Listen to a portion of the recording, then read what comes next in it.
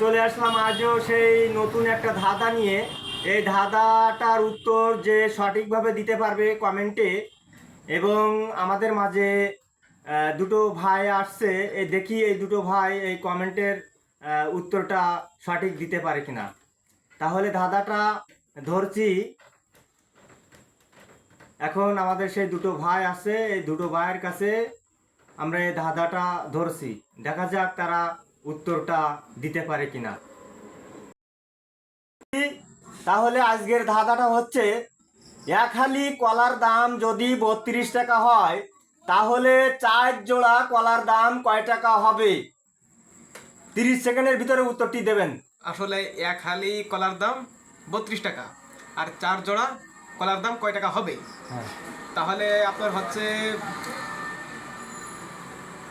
65 টাকা।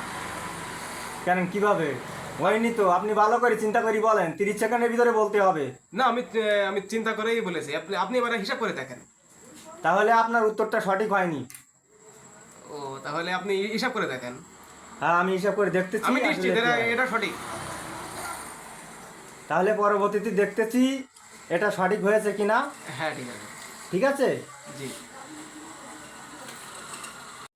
এক হালি কলার দাম যদি 32 টাকা হয়, তাহলে 4 জোড়া কলার দাম কয় টাকা হবে?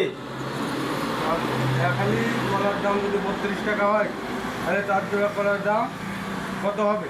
কত হবে? 30 সেকেন্ডের ভিতরে বলতে হবে। 30 সেকেন্ড। বলেন বলেন।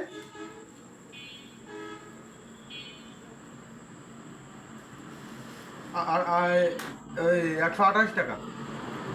আপনার উত্তরটা আসলে হয়নি, আপনি আবারও চিন্তা করে বলেন। হ্যাঁ, এটাই সঠিক, 128 টাকা। না, হয়নি। তাহলে উত্তরটা সঠিক হলো না, উত্তরটা দিতে পারিনি। যদি আপনারা সবাই উত্তরটা জানেন, কমেন্টে জানাবেন। ঠিক আছে, আমাদের কমেন্টে জানাবেন উত্তরটা। ধন্যবাদ সবাইকে। আল্লাহ হাফেজ।